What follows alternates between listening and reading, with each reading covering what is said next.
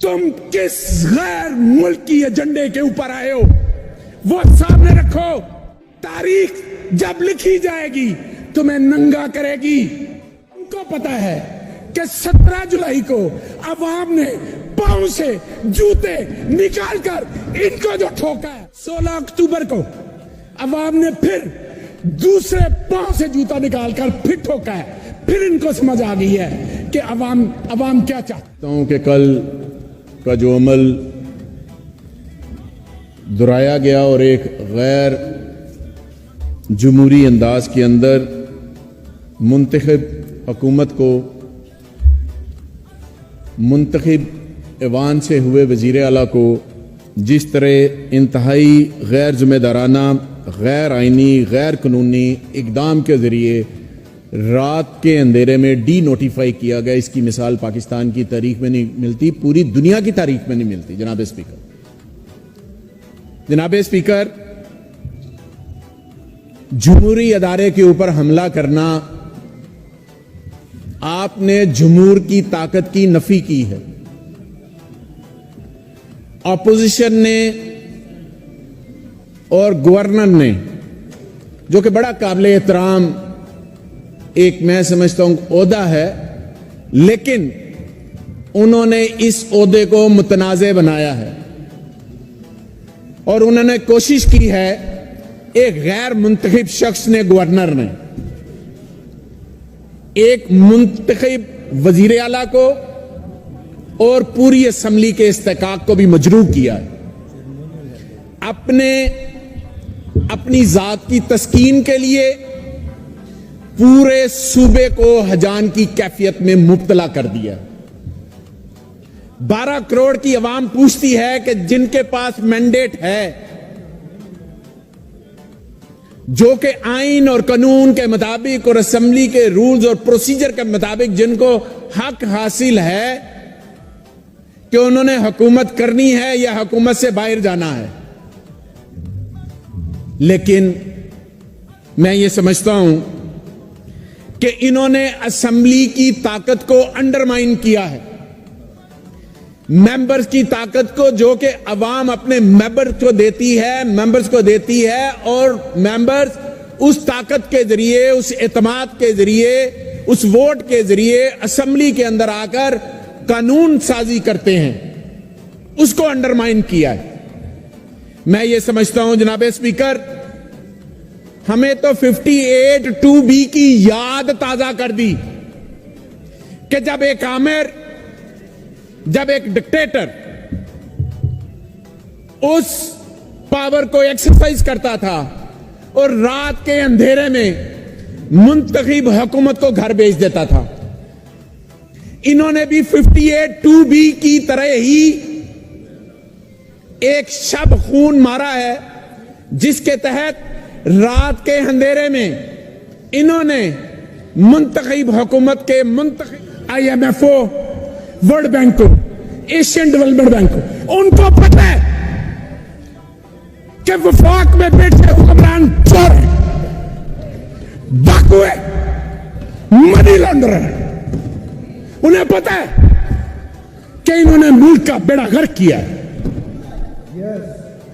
उन अदारों को पता है, उन मुल्कों को। आज ये केस माफ करवा के समझते कि नहा धो के आगे और फिर ये अवाम का इसी तरह खून चूसेंगे, ये शब खून मारेंगे। इन्हें शब खून मारने की पुरानी आदत है। इन दो खानदानों ने मुल्क का बेड़ा गर्क किया है। 85 से लेकर सन 2000 तक जनाब स्पीकर, और उसके बाद 8 से लेकर 18 तक इन्होंने इस मुल्क की दौलत लूटी है। इस मुल्क को इस नहज पर ले आए हैं कि ये कहां से खुद शुरू हुए और मुल्क कहां था, मुल्क नीचे आता गया, इनकी जाती दौलत ऊपर जाती रही। इनका जीना मरना इस मुल्क में नहीं है, इनका इलाज बाहर है, इनकी जायदाद बाहर है, इनकी औलादें बाहर है, इनका खाना पीना बाहर है, इनकी शॉपिंग बाहर है। हमारे ऊपर अगर आजादी की कीमत देके इस तरह की आजादी लेनी थी तो वो बेहतर थी। हमें पता तो था कि ये गोरे हैं, ये बाहर से हैं, हम पे हुकूमत करना चाहते हैं, कोई मसला नहीं, उनके खिलाफ हम आजादी ले लें। पीछे अपनी शक्ल वाले गोरे, बुरी नीयत वाले यहां पर छोड़ के चले गए दो खानदान का एहसास नहीं। क्या कौमी असेंबली के अंदर नैब की जितनी भी अमेंडमेंट थी, क्या इन्होंने ये अमेंडमेंट की कि गरीब आदमी मुश्किल में है उसके लिए करते हैं, उसके लिए कोई तरमीम करते हैं कि उसको रिलीफ किस तरह से मिलेगा। गुनाह बख्शवाने के लिए नैब की तरमीम किए, FIA के अफसरों को फारिग कर दिया, कई दुनिया में नहीं रहे, कईयों को दुनिया से बेकार दिया। काबिल थे, तुम तो बहुत कुछ कहते थे कि हमारे पास बड़ी तजर्बाकार टीम है, और तुम्हारी तजर्बाकार टीम ने अवाम की हड्डियों से गुदा तक निकाल के बाहर रख दिया है, हड्डियां तक पीस दी हैं, अवाम की 2 वक्त की रोटी छीन ली है। ये पाकिस्तान की वाहिद अपोजिशन है। जो हम उधर बैठते थे तो हम कहते थे इलेक्शन कराओ, हुकूमत कहती थी हम नहीं करवाते।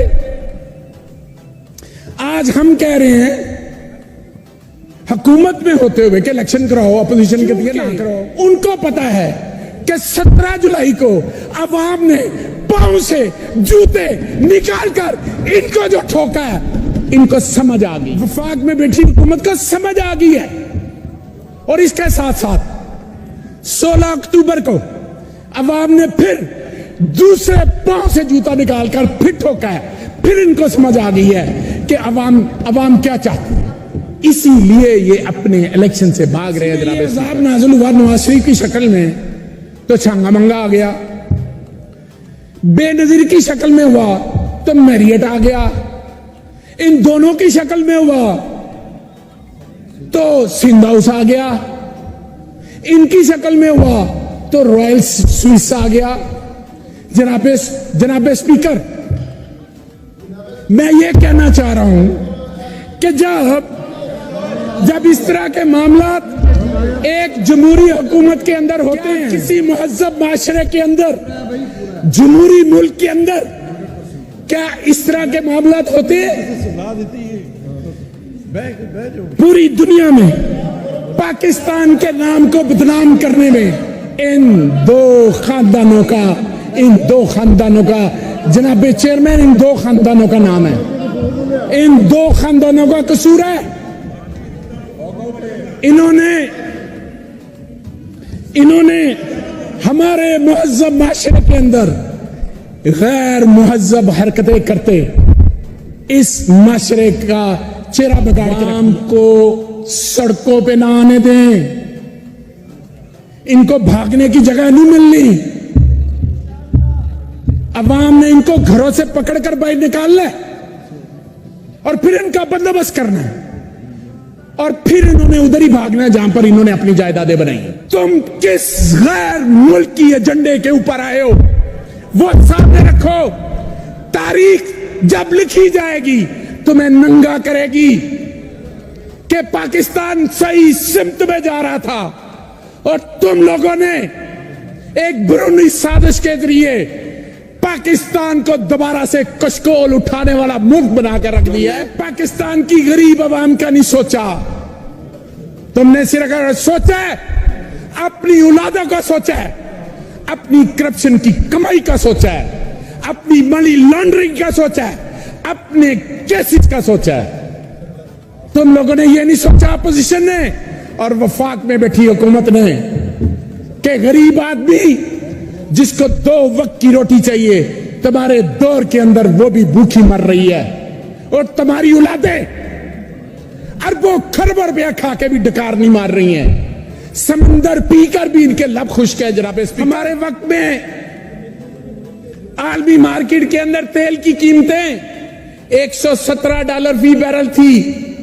इमरान खान ने पेट्रोल की कीमत ₹150 रखी, डीजल की कीमत 145 रखी।